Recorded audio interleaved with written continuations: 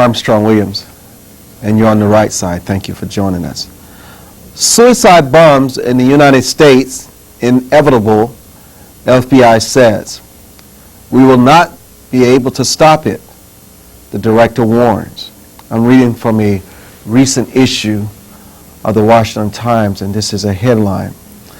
Suicide bombers, similar to those who have attacked Israel, eventually will attack public sites in the United States, FBI Director Robert S. Mueller said recently. I think we will see them in the future. I think it's inevitable, Mr. Mueller said in a response to a question posed during a speech to the National Association of District Attorneys in Alexandria. I wish I could be more optimistic, he said. Mr. Mueller, sworn in as FBI director just a week before the September 11 attacks on the World Trade Center and the Pentagon, said there was little that federal law enforcement authorities could do to stop walk-in suicide bombers who target restaurants, bus stops, or other public places. It is certainly not encouraging.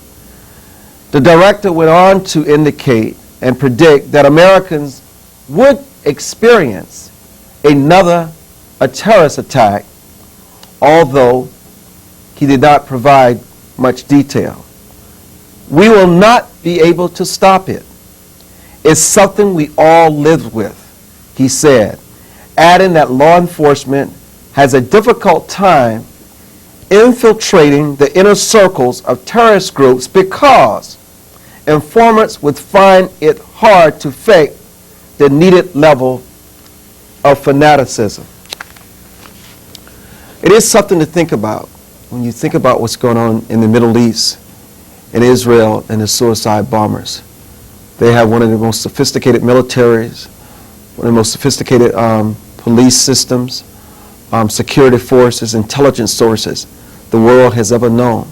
But yet, it seems as though they stand helpless every week to a new suicide bomber. And all we can see are the ambulances, the sirens, the blood, week in and week out. So obviously we may not like what the FBI director is saying to us, but obviously it's realistic. That there's very little to do, especially in an open society like ours, a free society like ours. Ronald Fields is a psychological expert on terrorism, whether it's in Northern Ireland, whether it's in the Middle East, whether it's in Africa, the United States. She's known all around the world for her sharp analytical theories on why terrorists exist, how they maneuver, how they blend in with ordinary citizens like you and I, and how they are so lethal. And she joins us on the right side. Joining us later on the right side will be former FBI agent Tyrone Powers. Ms. Fields, welcome to the right side. What is the benefit of saying to Americans that there's nothing we can do? It's going to happen. I think it's a very cynical kind of statement, frankly, because there are things that could have been done by alert intelligence analysts before September 11th. We're not talking about... And they haven't, and they weren't. Well, this is why I think it's a cover-up. We're not talking about September the 11th. Mm-hmm. We're going to get to that. Okay. Why are they being so disencouraging? Why are they being so fait accompli? And then also bear in mind, obviously he's telling the truth, because look at Israel. There's nothing they can do to stop it. They have done a lot to try to stop it. But they have not stopped it. One of the reasons they haven't been able to stop it, and one of the reasons that he's pessimistic about our opportunities for stopping it, is because this has become from a cult to a culture of martyrdom. And by having done that and encouraged it, reinforced it, so to speak, by achieving goals that were the objective of the suicide bombers' directors, it has set up a higher and higher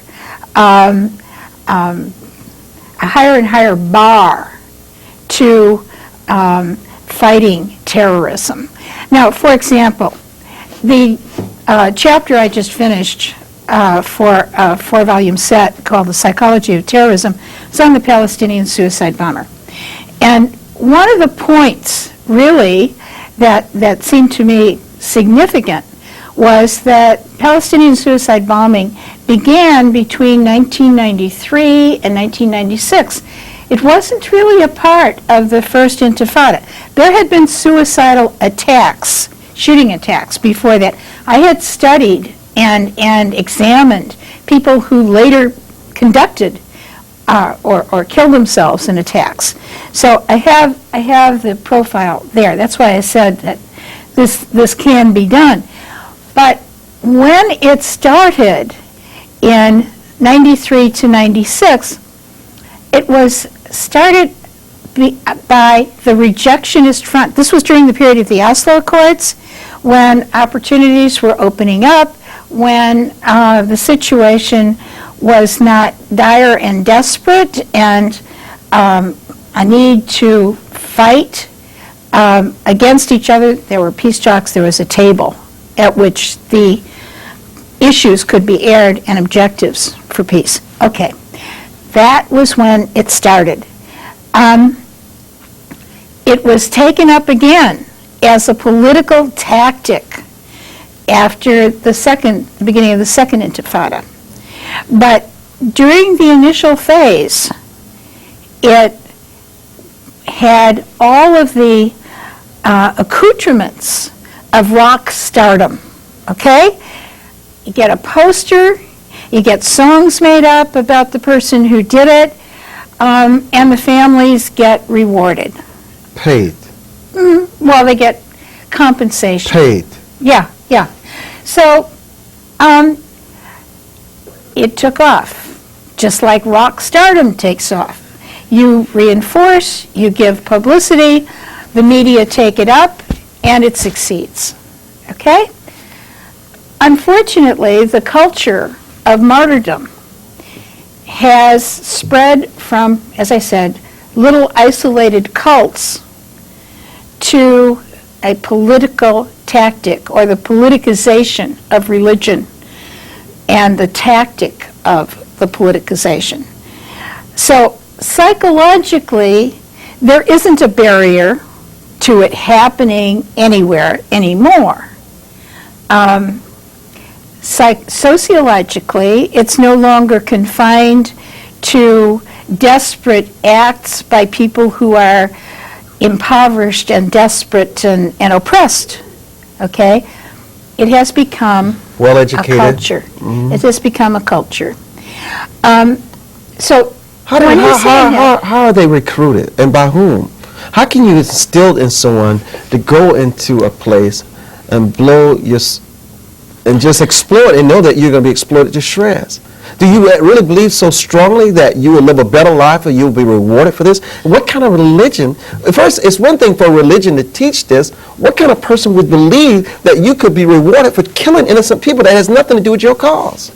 all right, you can say it's the transformative power of religion, which is one of the basic premises of religion, is to deal with that which we cannot control, i.e. death. Okay? So every religion has a thesis, a belief, a teaching about what death is. Mm-hmm. Okay, that doesn't make for suicide, and usually every monotheism has strong strictures against suicide, against planned death, and also has a thesis regarding martyrdom. And in fact, the book I'm working on right now is called Martyrdom, the Psychology, Politics, and Theology of an Idea. And it's very clear that this exists. Okay, so how can people be recruited to do this? There we have to look at, first of all, the original template for recruitment into terrorism. And obviously, they have to be young. No, because the You don't see many. You don't see many people over 30 committing these dastardly acts. You do. In the Israeli-Palestinian situation right now, in the last wave of suicide bombers, there have been men in their 40s, family men in their 30s. So age is not a factor here. And age isn't a factor anymore, and that's how it is when it becomes a cult. Look at the suicide bombers who attacked on September 11th. These were not kids. They may have become fanatic adherents to a cause when they were younger, okay? But they'd had plenty of time to mature and grow older and experience many different aspects of life in many different kinds of society. What about the families and the parents of these kids? Don't they have a reason to live?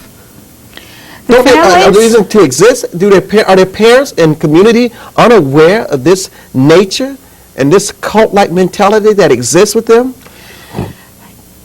Some of the comments by parents immediately after a child of theirs has committed a suicide bombing have indicated that they were horrified. I think one of the young women who killed herself at this market bus stop in Jerusalem, at the market in Jerusalem, one of them, the parents were appalled at first. This one who was from a camp, Dheisheh camp in Bethlehem.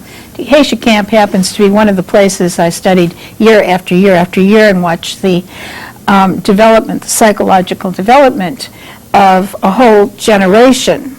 But anyway, they were appalled at first, and then they kind of switched gears.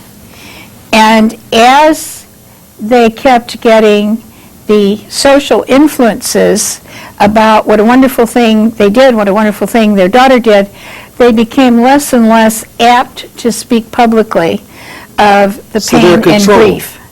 There's a social control. That's what I mean about a culture of martyrdom that has taken over, that's been politically manipulated to subsume or all of the strictures that the social and religious institutions of a society against suicide and against homicide. I mean, don't forget, this isn't just suicide. It's homicide. When we return, I want to bring it closer to home.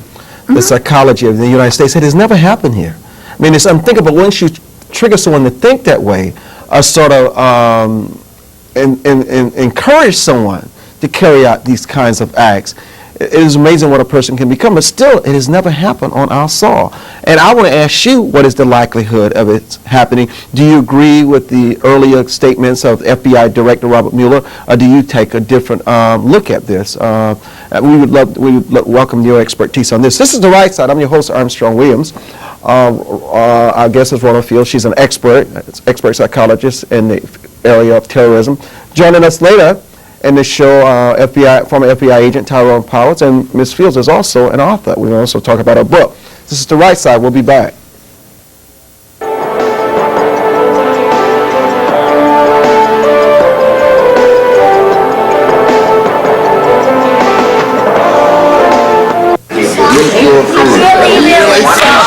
Hey, we tried all. Don't tell me to calm down.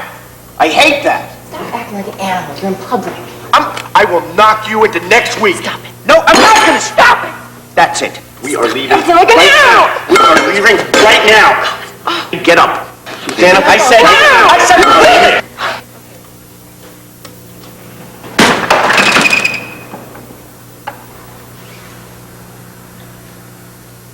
It's the age of the internet, so get your church to save, raise, and communicate with a stronger dedication to God. Save time and money. Raise awareness. Communicate ideas. Utilize churchmatters.com to build an exciting and functional website for your church. Contact your online partners in ministry. churchmatters.com at 1-866-864-0734 or email us at promo@churchmatters.com. American.com. You steer, we row. I am an American. I am an American. I'm an American. I am an American. I'm an American. I am an American. I am an American. I am an American. I am an American. I am an American. I am an American. I am an American. I am an American. I am an American. I am an American. I am an American. I am an American. I am an American. I'm an American. I am an American. I am an American. I am an American. I am an American. I am American. I am America. I'm an American. I'm an American. I'm an American. I am an American. I am an American. I'm an American. I am an American. I am an American.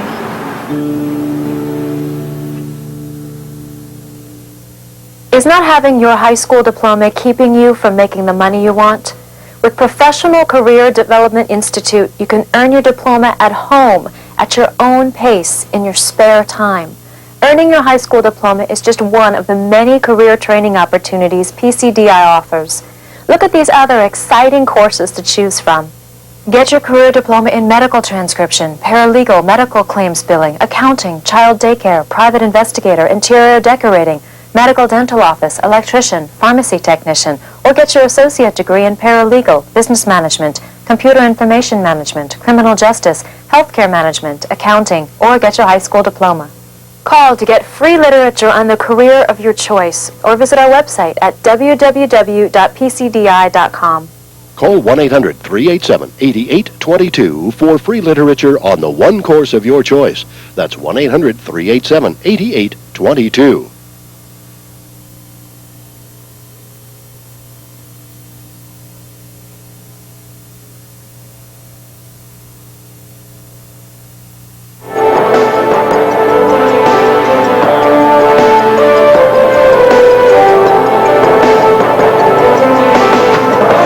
The objective of terrorism is to terrorize, and we have all witnessed the efforts of terrorism, especially since 9/11. And what we're going to do in this segment is delve further into the mind of a terrorist with our guest, author and psychologist, Dr. Roland Fields.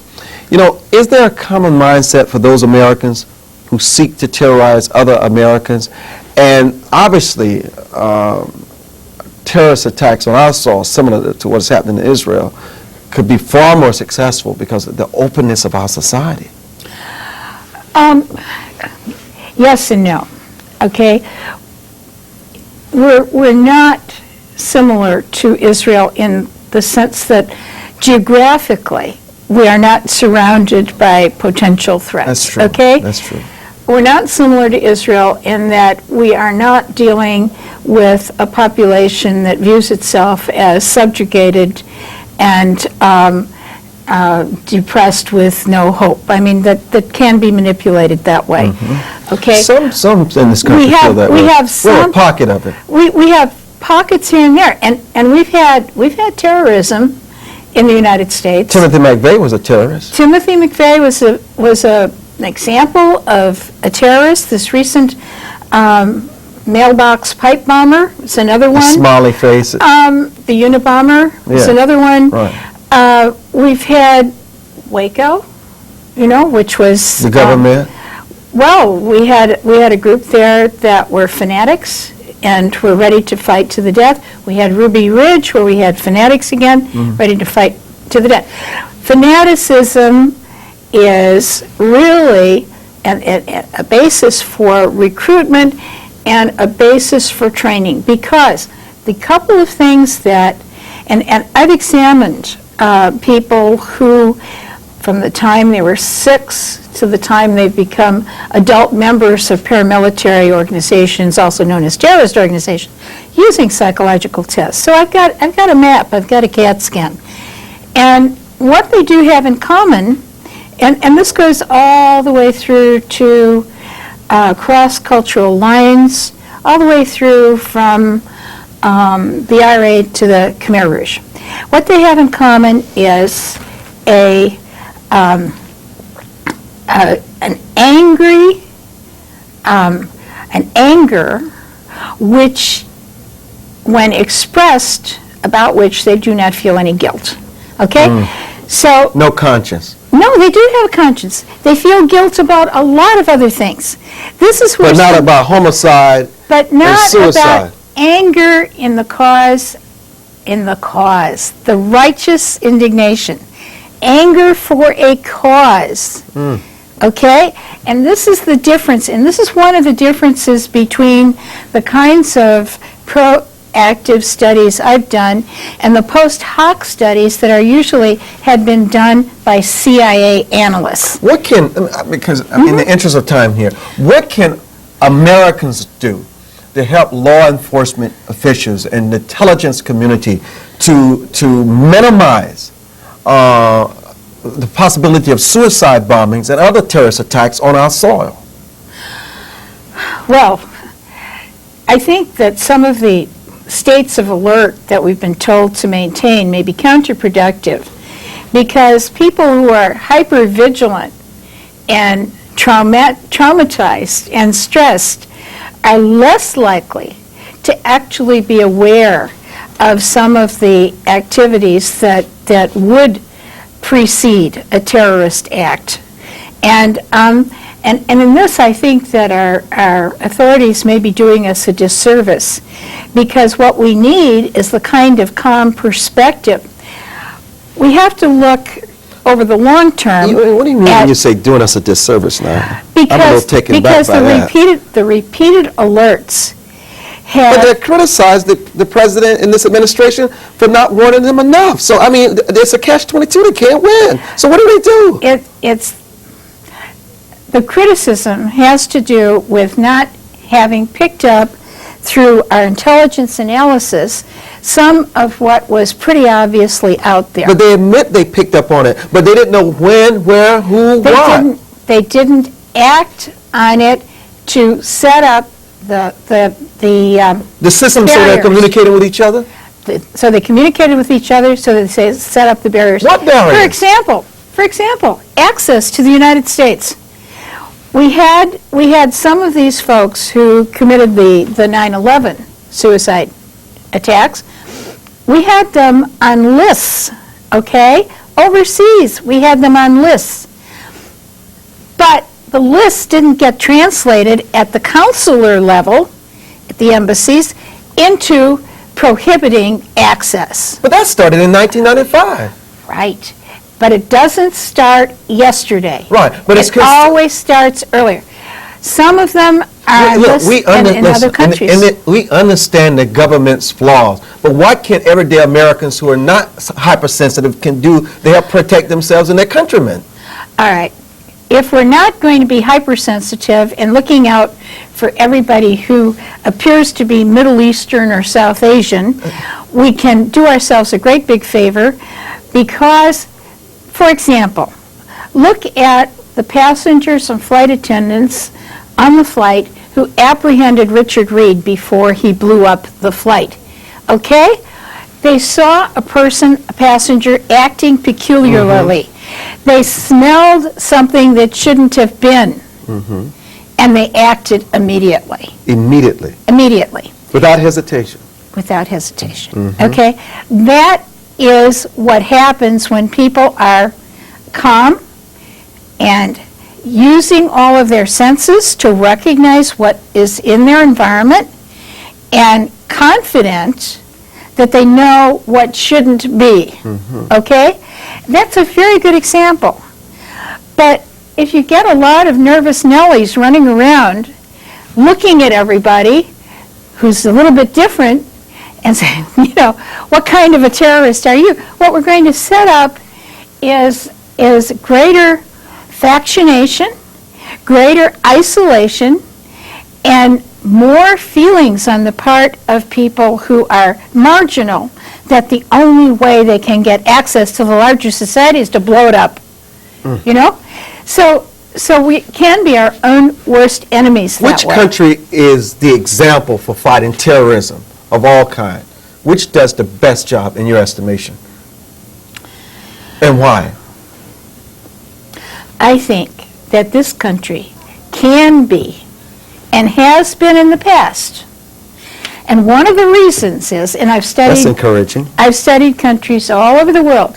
One of the reasons is we've got a really phenomenal, extraordinary constitution and a wonderful, unimaginable anywhere else Bill of Rights. And when there is protest, we manage to listen to the protest, recognize the protesters, and we're able to incorporate change. We are not institutionally rigid. I was through the 60s. I saw how groups that felt disenfranchised were able to protest, were able to be incorporated into the universities, into the schools, into the major institutions, and become invested in them. And their investment became precious.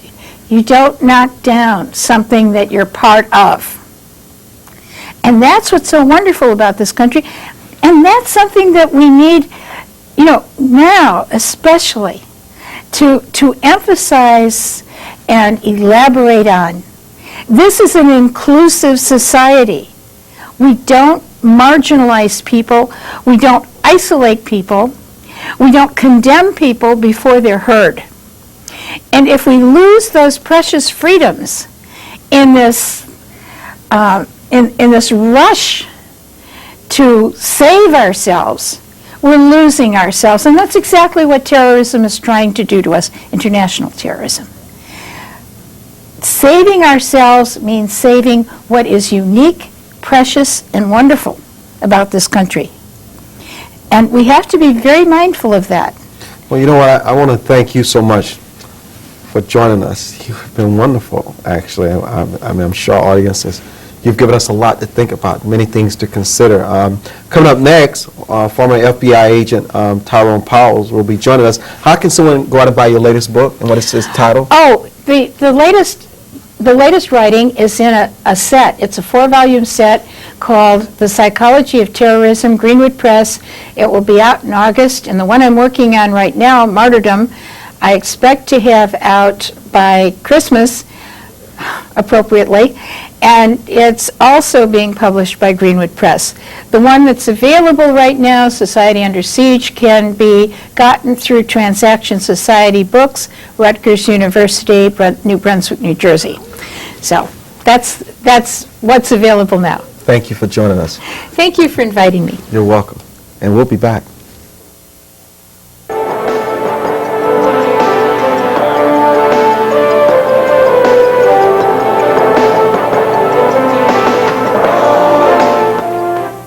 I am an American. I am an American. I am an American. I am an American. I am An American. I am an American. I am American. I am an American. I'm an American. I'm an American. I am American. I am an American. I'm an American. I am an American. I am an American.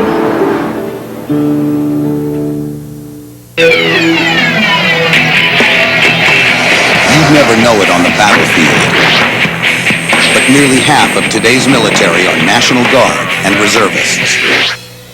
However, they can't answer our nation's call without their employer's support.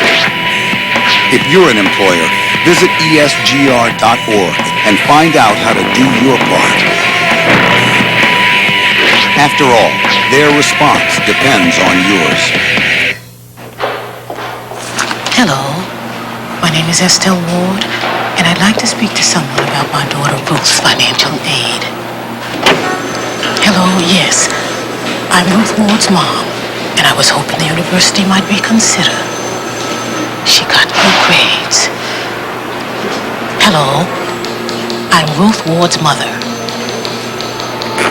and I'd like to speak to someone about my daughter's financial aid. Attention, people without dental insurance. Now you too can save money whenever you visit the dentist with the People's Dental Plan. This discount plan saves you from 20 to 50% or more on virtually all dental procedures, guaranteed. You'll save on cleanings, root canals, braces, fillings, x-rays, crowns, dentures, and so much more at almost 20,000 locations nationwide. There are no claim forms. Just show your card for on-the-spot savings whenever you go to the dentist. This affordable plan costs less than $10 a month and covers your whole family, so it could more than pay for itself your very first visit. But as a special offer, call now and pay just $4.95 for the first month, a savings of $5 off the regular price. There are no limits on use or on how much you can save. So save from 20 to 50% or more on virtually all dental procedures, guaranteed. Get the People's Dental Plan today. Call 1-800-334-5665 for free information on the People's Dental Plan. Call now. Hi, this is Kevin Bacon with a message of hope, help, and tolerance. Like all New Yorkers, I was horrified by what happened at the World Trade Center. This tragedy affected people of all races, religions, and cultures. And like you, I have been amazed at the generosity and the heroism of so many. But thousands of New Yorkers still need assistance. If you or a family member need help, want to volunteer, or would like to make a monetary contribution, please call the Labor Support Center at 800-506-0036. Thank you. Invest in coined freedom. Historic U.S. coins were the top performers in the year 2000 and 2001, despite the economic slump and market volatility. Swiss America recommends investment-grade U.S. coins because they offer tangible safety, privacy, and profit potential. Swiss America will include a brand new special report that brings into focus the economic realities of the new war, equity and tangible asset market trends, and why U.S. coins have been the top-performing asset over the last 2 years. Discover why financial experts agree that U.S. gold and silver coins should be a part of every American's portfolio today. Read all about it in a new special report, U.S. Coins for Such a Time as This. Rediscover coined freedom. Call now for a no-obligation portfolio review from America's most trusted broker of investment-grade U.S. coins, Swiss America. Dignity, objective, fair-minded. Wow, I could not put it down. I must have it. Can't go through the day without it. Its reporters break more stories than most papers. They get it first, and everyone else must follow. If you're not reading the Washington Times, you're not on the cutting edge of ideas and what's really happening, not only in your nation's capital, but throughout the world. You get it first, and you get it right. The Washington Times. It's the age of the internet, so get your church to save, raise, and communicate with a stronger dedication to God. Save time and money. Raise awareness. Communicate ideas. Utilize churchmatters.com to build an exciting and functional website for your church. Contact your online partners in ministry. churchmatters.com at 1-866-864-0734 or email us at promo@churchmatters.com. You steer, we roll. This portion of The Right Side with Armstrong Williams is brought to you by the National Rifle Association.